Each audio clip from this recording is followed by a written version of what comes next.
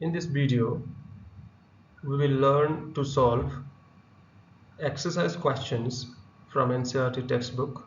The chapter is Electric Charges and Fields. Question number 1 is given where two charges are placed at a distance of 30 centimeter in air. The amount of charges are given as 2 into 10 raised to minus 7 coulomb and 3 into 10 raised to minus 7 coulomb. We have to calculate electrostatic force between them.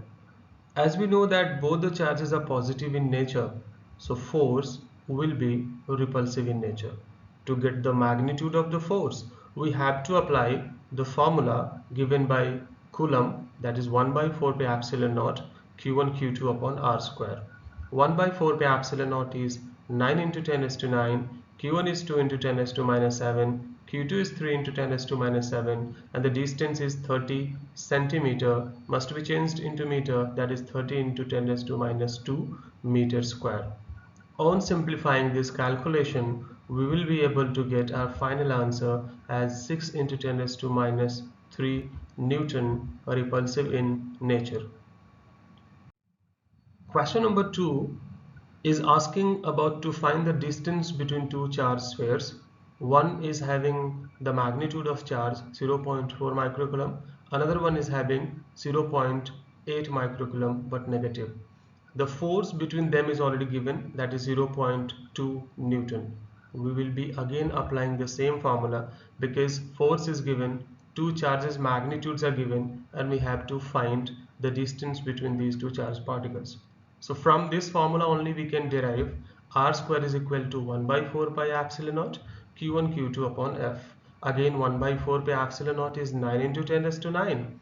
Q1 is 0.8 micro, Q2 is 0.4 micro. We are taking magnitude of charge only, whether it is negative. Micro is nothing but 10 raised to minus 6, we can use at last. Now 0.4 upon 0.2, that is F, will be cancelled in 2 times, and then this 2 will be multiplied to 0.8, it will be 1.6.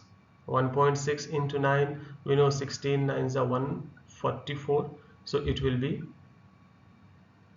R square is equal to, or we can take in form of 9 or 16, so that taking square root will be easier. So under root it will be 9 into 10 raised to 8, 16 micro. So for 9 there will be 3, 16, 4. Out of 2 micro it will be 1 and 10 raised to 4. On simplifying it, it will be 12 into 10 raised to minus 2 meter or 12 centimeter, that is the distance. Now B part is there, it is asking what is the force on second sphere due to the first. You know, whenever we are going to calculate the force or interactive force between two charged particles, two particles having mass or two particles having magnetic properties, they always obey Newton's third law. That is, action and reaction will be equal in magnitude, opposite in direction on two different bodies.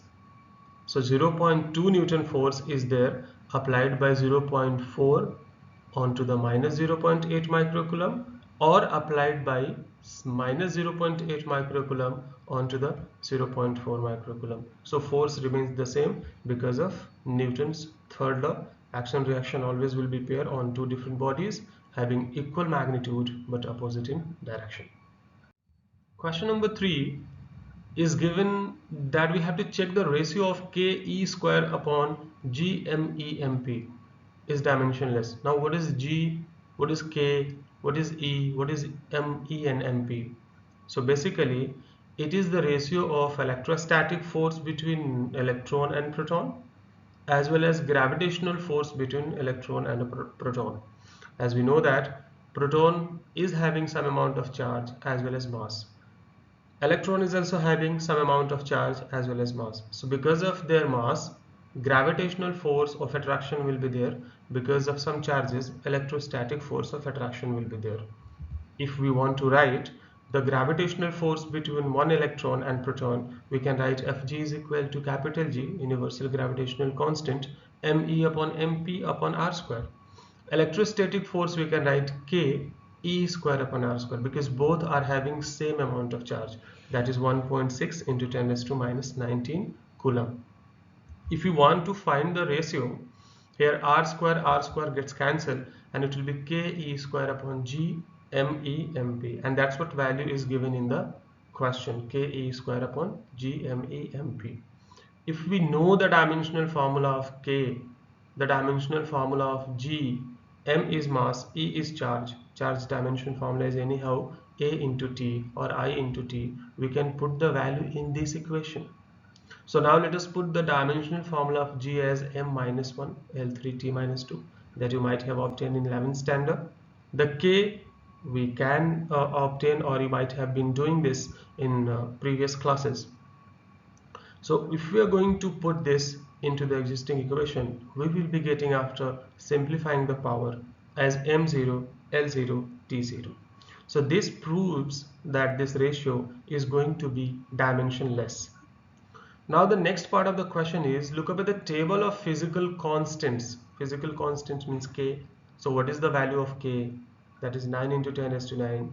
G 6.67 into 10 raised to minus 11. Mass of electron, mass of proton. So mass of electron is 9.1 into 10 raised to minus 31 kg. Mass of proton is 1.67 into 10 raised to minus 27 kg. Electronic charge we can take as 1.6 into 10 raised to minus 19 coulomb. So once we are going to put the value in the given ratio, after simplifying it, we will be able to get the ratio as 0.227 into 10 raised to 40 or 2.27 into 10 raised to 39. One part of the question is left. What is that? What does the ratio signify? Can you see? The order of magnitude of the ratio of electrostatic force to the gravitational force is 10 raised to 39, and it is huge. To be more precise, humongous. It means the electrostatic force is much stronger than the gravitational force, or gravitational force is much weaker than the electrostatic force.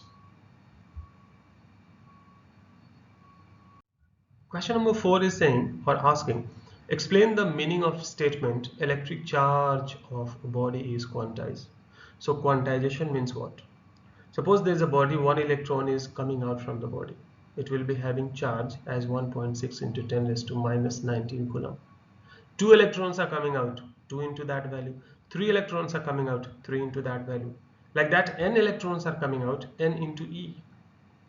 We cannot say that from a particular particle 3.5 electrons have come out. No, this statement having no meaning. And similar, we can, if making statement like from a house 2.5 people have moved out. No, this statement is ridiculous. So quantization means full number of electrons.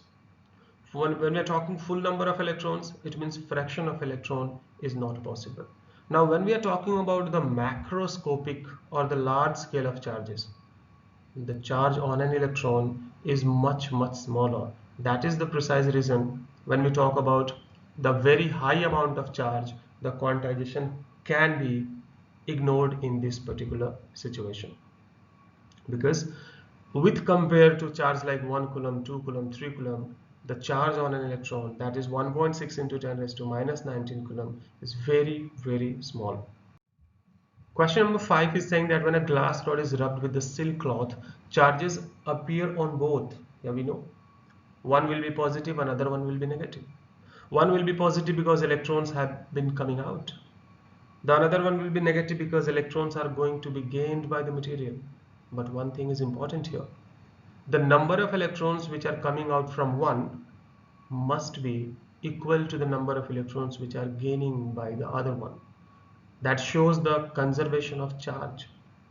After charging by friction, the number of charge, the number of electrons coming out from one body will be equal to number of electrons gained by the another body. And that is the reason it shows the conservation of charge. Net charge neither be created nor be lost. If we are going to add charge on both the materials, same amount of positive, another one same amount of negative, total charge will be equal to 0. Question number 7 is again depending on superposition principle of force, where there is a square and this square contains 4 charges at A 2 micro, B minus 5 micro, C again 2 micro, D minus 5 micro. And the side of this square is 10 centimeter. The question is, there's a charge of 1 microcoulomb placed at the center of the square. Find the total force on this charge.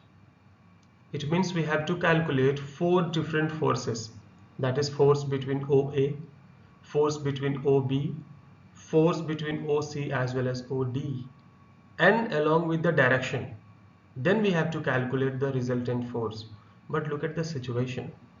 Look at the force applied by A on O and by C on O.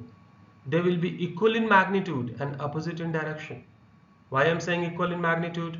Because both the pair of charges are having similar value and the distance between O and C will be again same. So force will be same because force is depending on amount of charges and distance between the charges. So if both the forces are in opposite direction, it means they are going to cancel each other. Similarly, 5 microcoulomb is going to attract 1 microcoulomb towards it. So both the forces again attractive in nature, but they are in opposite directions, having same magnitude, so they again would be cancelling each other. So net force on 1 microcoulomb which is present at the center will be equal to 0. If you want to find the value between the pair of the charges like 1 microcoulomb and 2 microcoulomb, you can apply the Coulomb's law formula and then you can calculate the final answer. Question number 7 is saying that an electrostatic field line is a continuous curve. Continuous curve, it means there is no sudden break over there. That is, a field line cannot have sudden breaks. Why not?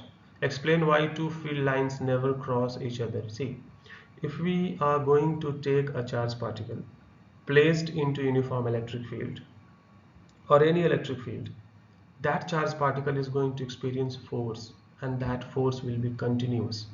It's not like that for certain distance the force is going to be discontinuous and then again force will be acting. No, force is acting in continuous manner, and that is the reason if force is continuous, charge will be moving continuously, and movement of charge on a particular path is nothing but electric field line. So that is the precise reason that electric field lines are continuous curve, though it is not closed continuous curve as or unlike the magnetic field lines, but it is closed continuous curve. And why they are not going to intersect each other? Because we know at the point of intersection, if we want to calculate the electric field, it is always given in the direction of the tangent, and two field lines are going to intersect each other. At the point of intersection, there will be two different directions of one electric field, which is not possible. There should be only one direction, that is the resultant direction of the electric field.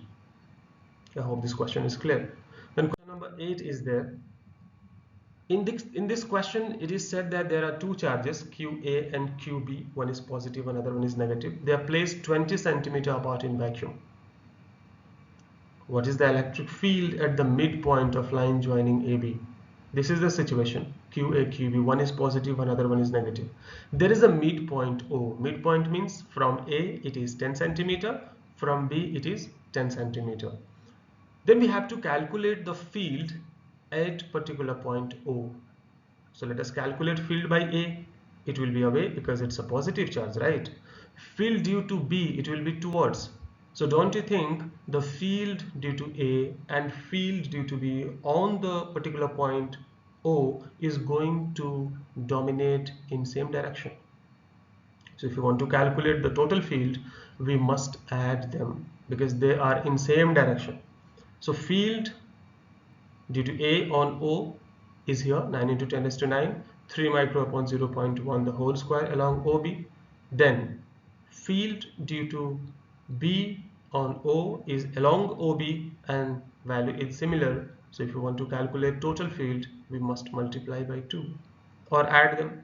The total field will come as 5.4 into 10 raised to 6 Newton per Coulomb along OB. Next part is there. It is said that if there is a negative charge of magnitude placed at particular point O, and the charge is given 1.5 into 10 raised to minus 9 coulomb, what is the force experienced by the charged particle, that is test charge particle? So whenever we are going to take a test charge or any charge into the field, force on the charged particle will be calculated by Q into E, that is charge into electric field. So that formula, if we are going to apply in order to get the total force, it will be F is equal to QE, and Q is 1.5 into 10 raised to minus 9 coulomb. Force is field is 5.4 into 10 raised to 6. On multiplying, we will be able to get 8.1 into 10 raised to minus 3 Newton, because the charge is negative, so it will be attracted by A, that is positive charge. So direction of force will be along OA, or opposite to the electric field. Question number 9 is there. Look at the 2 points in question number 9 where 2 different charges are present. A, QA 2.5 10 raised to minus 7, B charge is QB minus 2.5 into 10 raised to minus 7. And the coordinate of the point is given as 0, 0, minus 15, 0, 0, plus 15. 0 means x0, again 0 means y0, and 15 means z. So we can estimate that the charges are present on z-axis at 2 different points like this, plus 15, minus 15. So total distance between these 2 points A and B is nothing but 30 centimeter. The question is, what are the total charge and electric dipole moment on the system? Total charge means QA plus QB. QA 2.5 into 10 raised to minus 7. QB is minus 2.5 into 10 raised to minus 7. After addition, it will be 0. Then, what is magnetic dipole moment? Magnetic dipole moment is charge into distance between charges. So Q is 2.5 into 10 raised to minus 7, and distance is 30 centimeter. You change 30 centimeter into meter. Simplify the calculation, and then you can get the value of electric dipole moment as 7.5 into 10 raised to minus 8 coulomb meter along BA, because direction of P is always from negative to positive charge, or in direction opposite to electric field. Question number 10 is there, saying about an electric dipole of dipole moment 4 into 10 raised to minus 9 coulomb is aligned at 30 degree. See, dipole moment is given, and we know that whenever a dipole is placed in an external electric field, there is torque experienced by the dipole, and it starts rotating. So the dipole is placed at 30 degree. The magnitude of field is given 5 into 10 raised to 4 Newton per coulomb. We have to calculate the torque on the dipole. So we know the torque formula is tau is equal to PE sin theta. P value is given 4 into 10 raised to 9. E is given 5 into 10 raised to 4. Sin 30 is nothing but 1 by 2. So if we simplify the calculation, we are going to get torque as 10 raised to minus 4 Newton meter, and the direction we know because it's a cross product of 2 vector, so it will be always perpendicular to the plane containing dipole as well as electric field.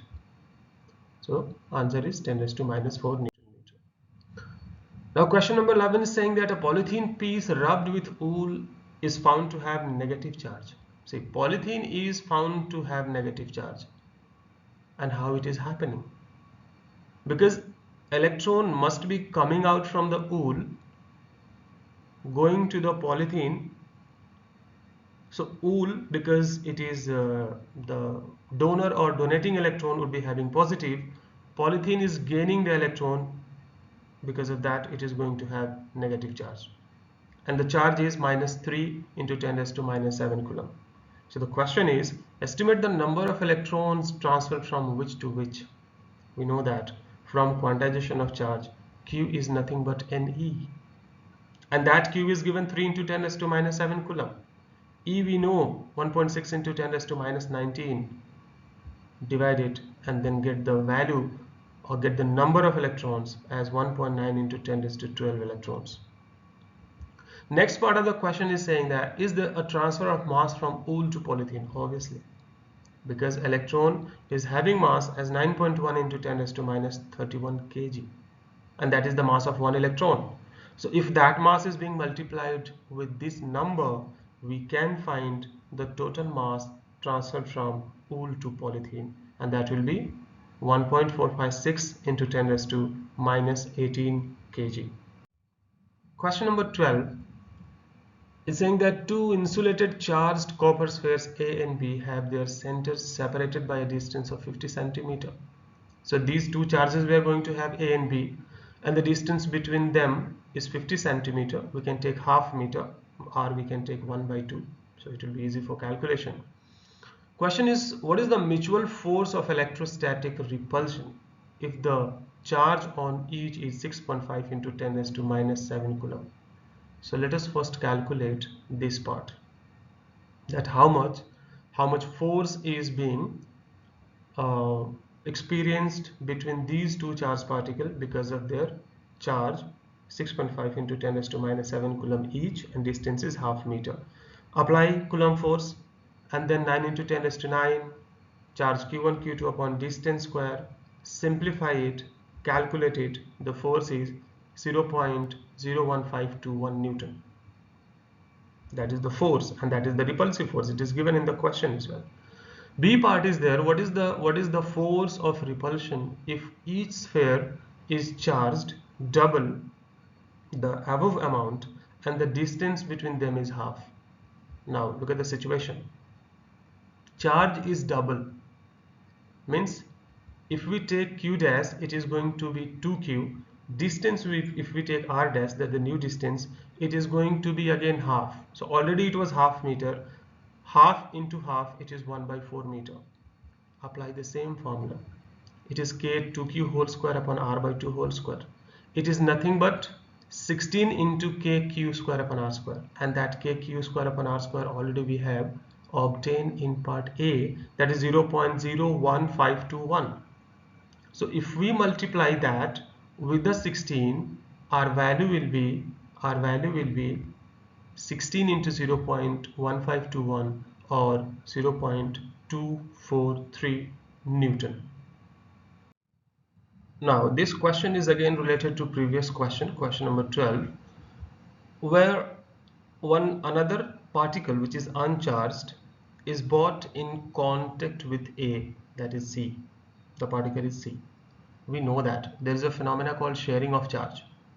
If C is kept in contact with A, the charge is going to be divided equally because both are identical in shape and size.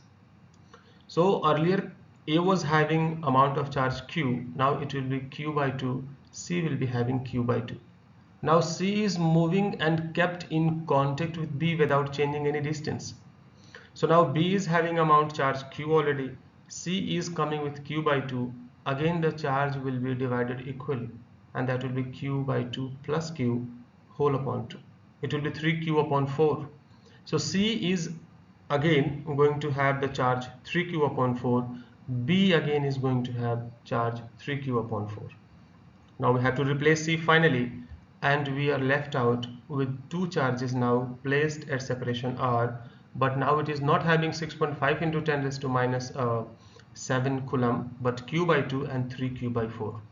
Apply the formula once again.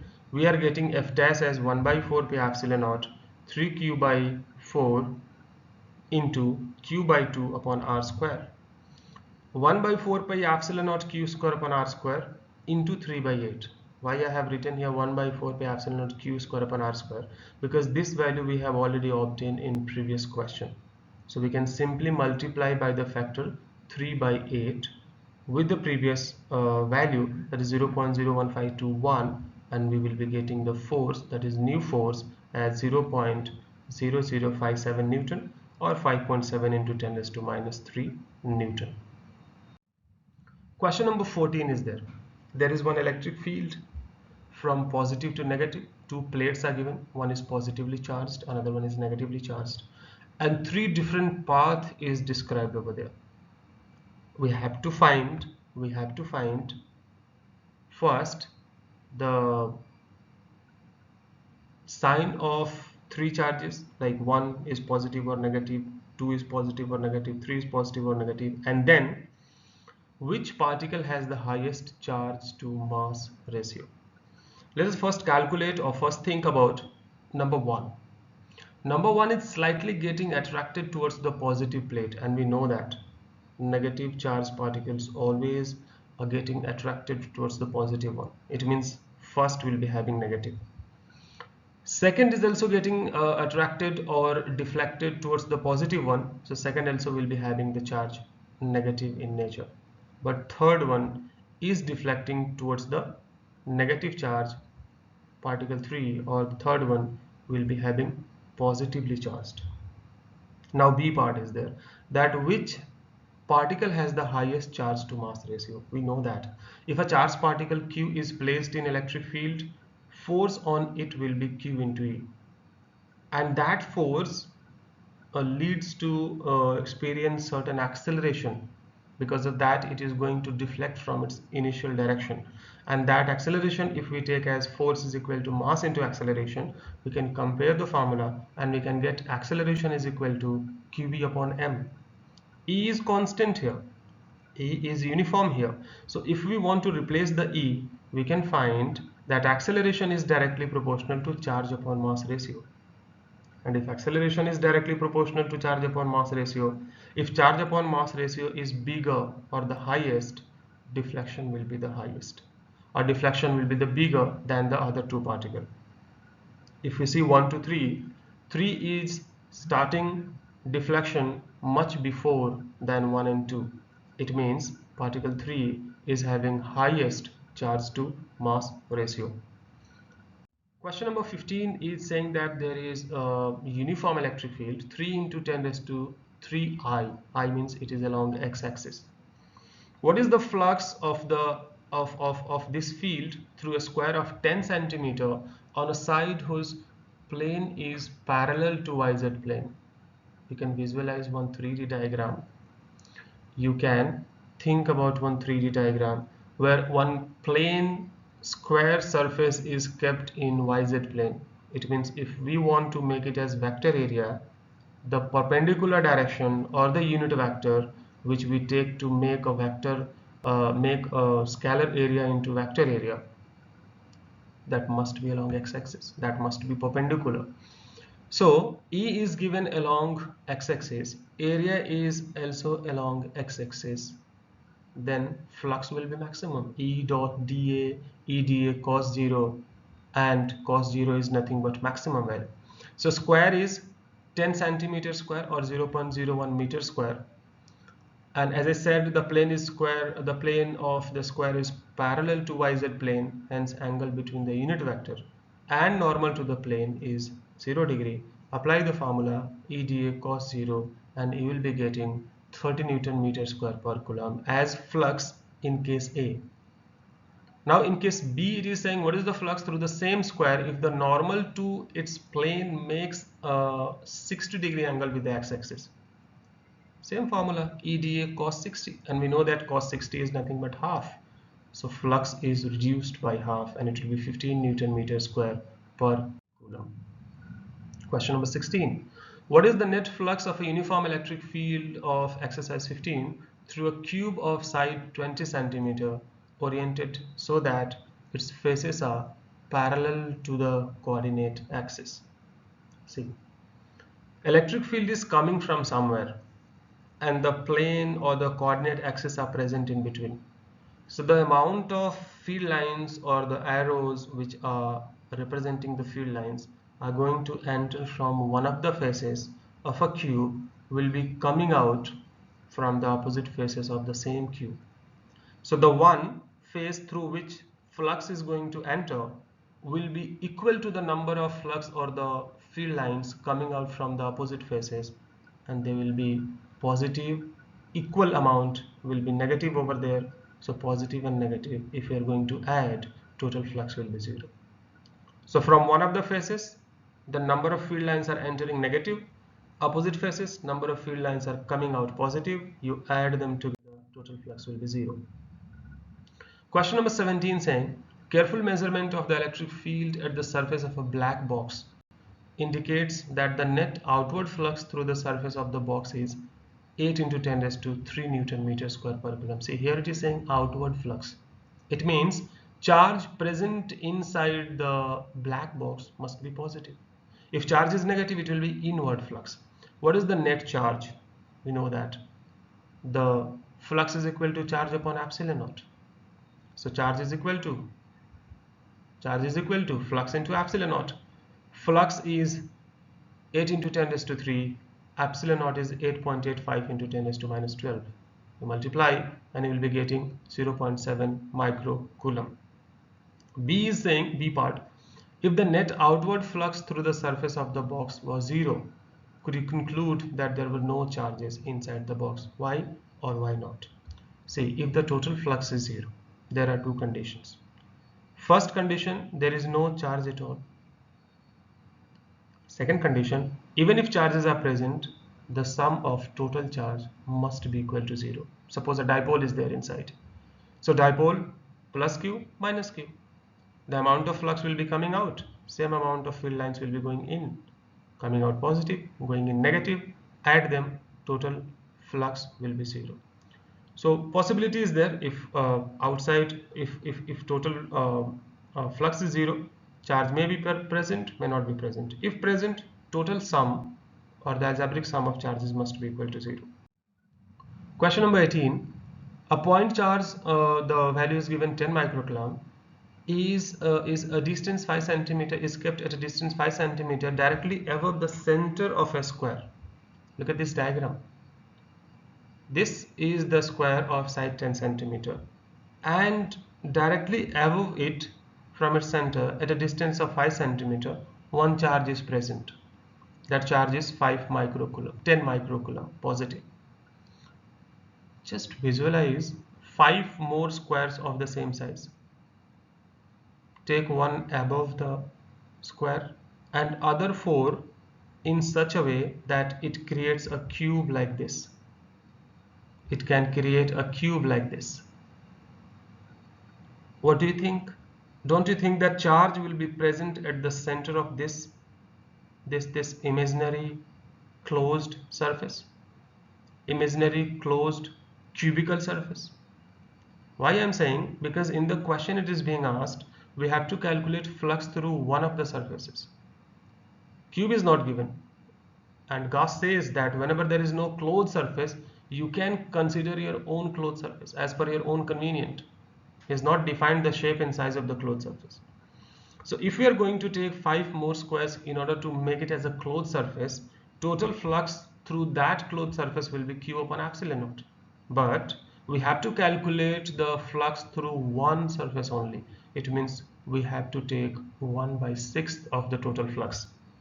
So if we are taking 1/6 of the total flux, it will be Q dash is equal to, phi dash is equal to phi upon 6 or Q upon 6 epsilon naught. Put the value Q 10 microcoulomb, epsilon naught 8.85 into 10 raised to minus 12 and get the final answer. Moving to the next question, saying that 2 microcoulomb, there is a charge, is present at the center of a cubical Gaussian surface. Edge is having 9 centimeter. What is the net flux through the surface? Again, the cubical surface, closed surface, we want to calculate the total flux. It will be Q upon epsilon naught. Q is 2 micro, epsilon naught is 8.85 into 10 raised to minus 12. It will be 2.26 into 10 raised to 5 Newton meter square per coulomb. Question number 19. 20 is there. A point charge causes an electric flux of negative 1.0 into 10 raised to 3. It means charge will be negative because flux is negative. To pass through a spherical Gaussian surface of 10 centimeter radius centered on the charge. There is a spherical surface. Radius is 10 centimeter. Charge is present at the center, and because of that, the flux is minus 1.0 into 10 raised to 3 Newton meter square per coulomb. Means what? The charge is negative. The question A is, if the radius of the Gaussian surface were double, how much flux would pass through the surface? Same flux will pass. As we discussed, that Gauss theorem clearly says that flux does not depend upon shape and size of the closed or the Gaussian surface. Because until we are going to change the amount of charge, the field lines which are originating from there or terminating on the negative charge will be same. So A answer will be no change. Then B, what is the value of the point charge? We apply the formula. Flux is equal to charge upon epsilon naught. So charge is equal to flux into epsilon naught. Take the value, flux as minus 1.0 into 10 raised to 3, epsilon naught 8.85 into 10 raised to minus 12, multiply, charge will be negative amount 8.85 nanocoulomb. Question number 21. A conducting sphere of radius 10 centimeter has an unknown charge. If the electric field 20 centimeter from the center of the sphere is this much and points radially inward, again points radially inward means charge will be negative. What is the net charge on the sphere? Apply the formula for field due to a point charge. 1 by 4 pi epsilon naught q upon r square. Then q is equal to E into 4 pi epsilon naught r square. E is given 1.5 into 10 raised to 3. 1 by 4 pi epsilon naught is 9 into 10 raised to 9. So take opposite value, and then r is 20 centimeter. It will be 0.2 meter the whole square.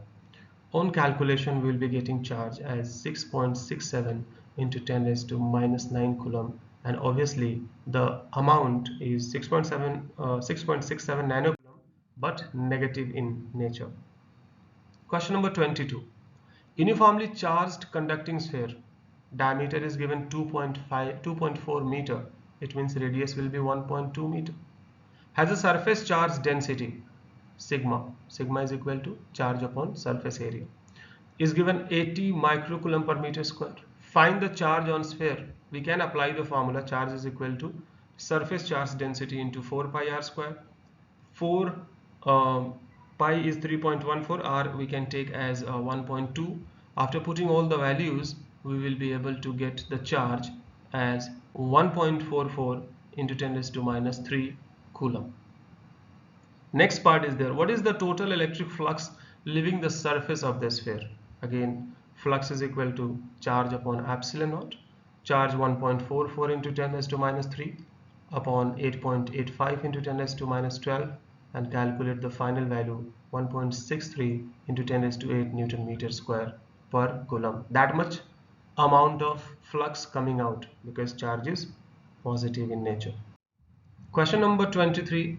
Infinite line charge produces field 9 into 10 raised to 4 at a distance of 2 centimeter. Calculate the linear charge density. This question is depending on direct formula, as E is equal to 1 upon 2 pi epsilon naught lambda upon r, where lambda is the linear charge density. That formula you can find from the theory application of Gauss theorem, where we have to find the field due to infinite line charge. So from here, lambda is equal to E into 2 pi epsilon naught into r. Again, E is given 9 into 10 raised to 4. 2 pi epsilon naught will be 1 by 18 into 10 raised to 9, because 1 by 4 pi epsilon naught is 9 into 10 raised to 9. R is 2 centimeters 10 raised to minus 2. So after getting it simplified, we are going to have the lambda as 10 raised to minus 7 coulomb per meter, or 100 nanocoulomb per meter. The last question of the chapter is saying two large thin metal plates are parallel and close to each other. On the inner faces, the plates have surface charge density of opposite sign. You can see A is positive and B is negative. And the magnitude is given, that is surface charge density sigma is 17.0 into 10 raised to minus 22 coulomb per meter square. Question is, what is E? A in the outer region of first plate, B in the outer region of the second plate, and C between the plates. We know that whenever two plates are parallelly present, having equal charge density but opposite in their nature, the field will exist only between these two plates. In the region A to B, there will be field as sigma upon epsilon naught. But in the first, that is right side to the first, left side to the first and right side to the second plate, field will be equal to 0. We can calculate the value taking the formula as sigma upon epsilon naught is 1.92 into 10 raised to minus 10 Newton per coulomb. Thanks for watching.